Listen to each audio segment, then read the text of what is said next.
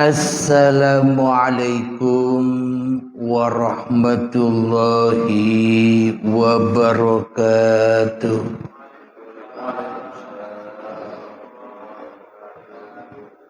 Bismillahirrahmanirrahim. Ashhadu an la ilaha illallah wa ashhadu anna Muhammadur Rasulullah. Allahumma salli ala sayyidina Muhammad wa ala ali sayyidina Muhammad. Rabbis rahli sadri wa yassir li amri wahlul 'uqdatam min lisani yafqahu qawli. Amin. Bismillahirrahmanirrahim. Salam hormatku, salam ta'zimku buat para sahabat-sahabat tercinta, khususnya yang hadir di dalam pengajian rutinan Sabtu malam Ahad ini, dan kepada jamaah yang ada di dalam ataupun yang ada di luar negeri.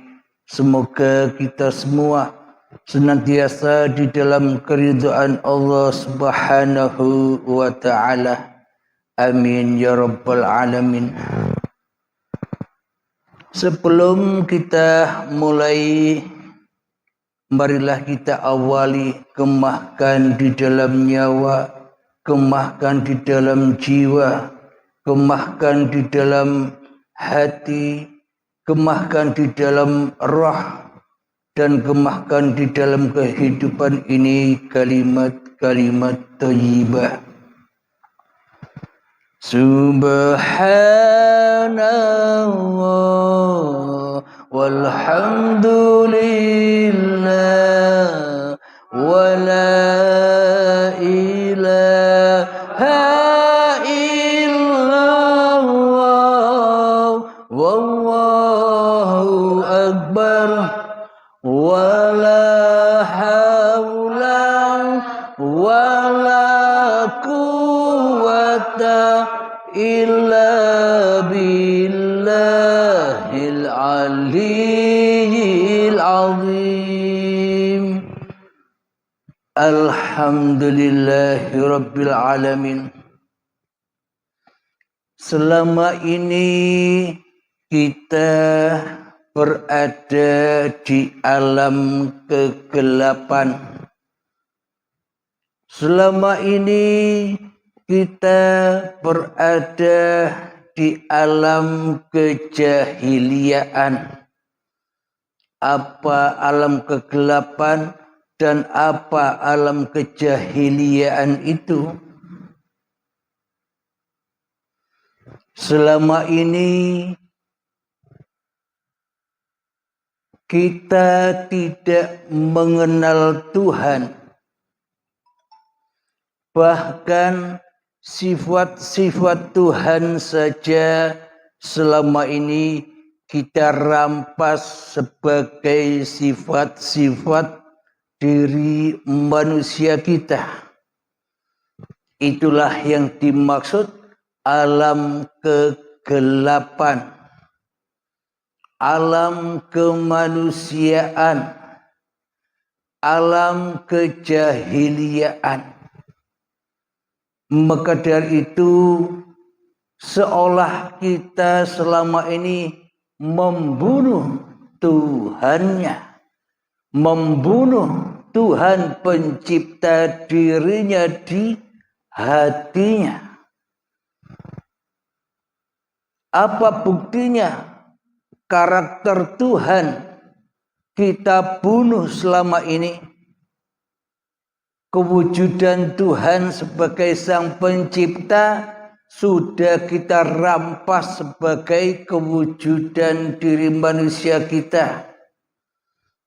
Kehidupan Tuhan yang mencipta sudah kita rampas sebagai kewujudan hidup diri manusia kita. Seolah-olah Tuhan tak ada bagi kita di hati kita selama ini. Di dalam beragama seolah semua itu hanyalah formalitas belaka yang mana tidak ada imbasnya sama sekali di dalam hati kita. Karena kita selama ini berada di alam kegelapan.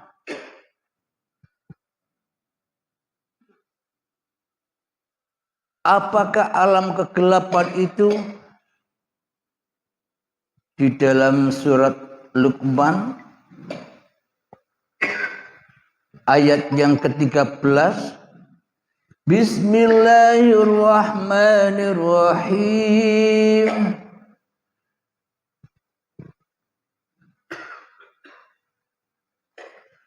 Wa idh qala Luqmanu libnihi wa huwa ya'iduhu ya bunayya la tusyrik billah inna syirka la dzulmun 'adzim. Artinya, dan ingatlah ketika Luqman berkata kepada anaknya, ketika dia memberi pelajaran kepadanya, wahai anakku, janganlah engkau mempersekutukan Allah. Sesungguhnya mempersekutukan Allah adalah benar-benar kezaliman yang besar. Jadi babakan mempersekutukan Allah selama ini kita abaikan. Kenapa? Karena kita tak mau mempelajari tentang ketuhanan selama ini. Anggapan kita syirik, anggapan kita mensekutukan Allah itu hanyalah babakan luar saja, babakan kulit saja.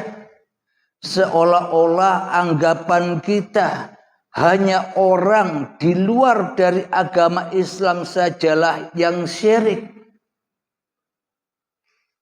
Padahal di hati kita sendiri selama ini kita sendirilah yang syirik. Apa makna syirik itu? Syirik itu adalah mensekutukan Allah dengan yang lainnya Allah. Coba kita cek di dalam hati kita, siapakah yang lebih wujud di dalam hati kita?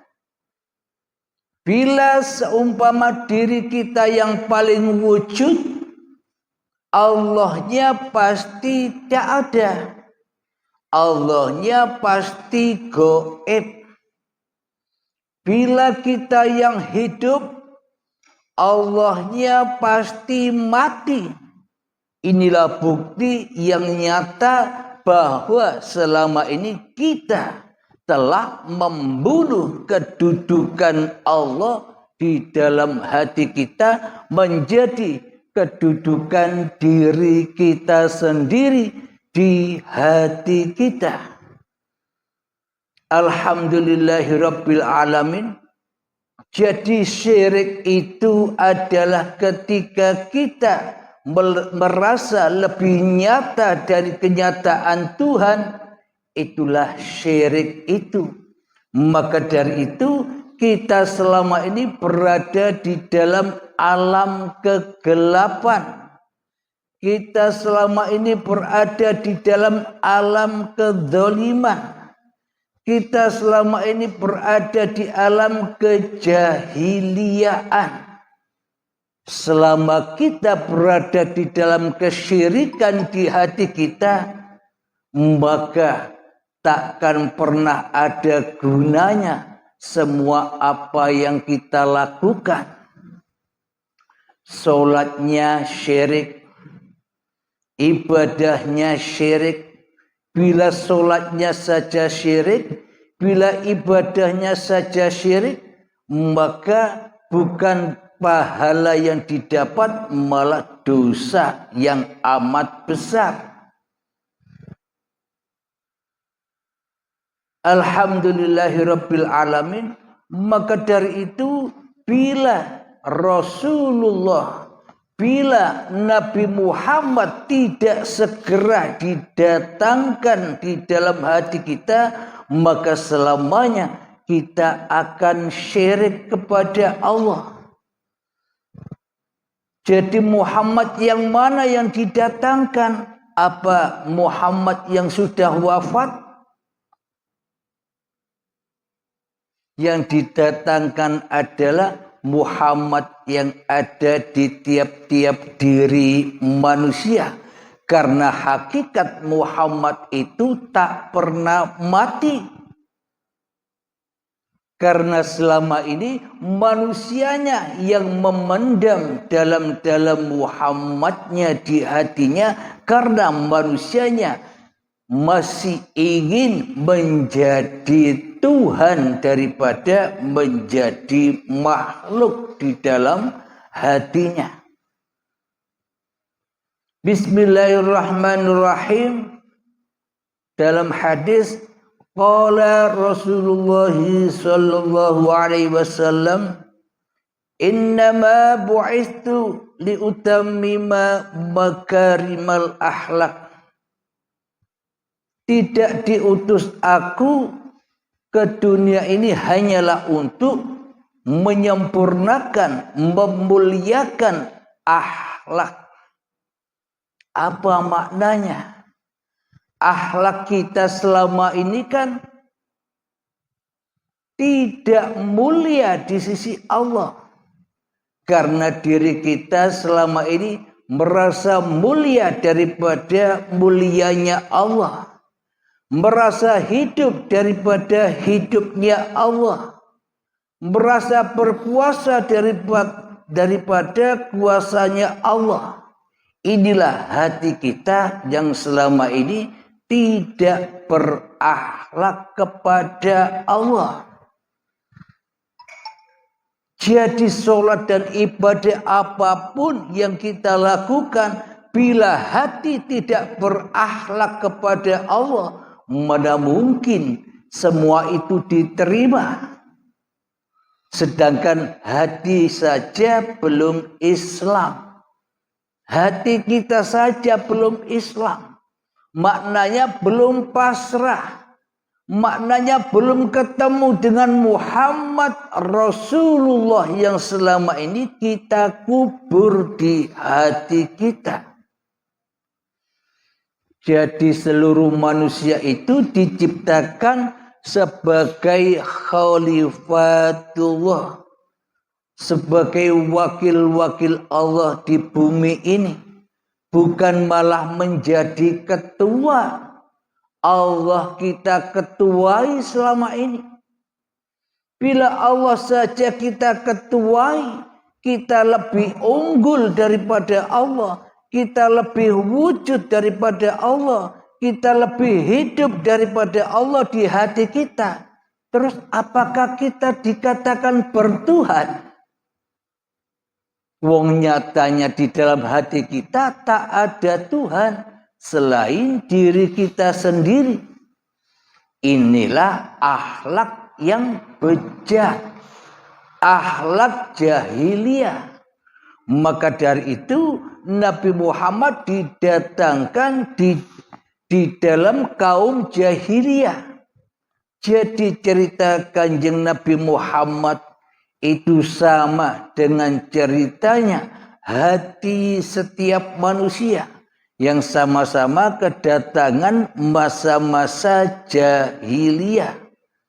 Yang mana kedatangan hati yang tidak memuliakan Tuhannya.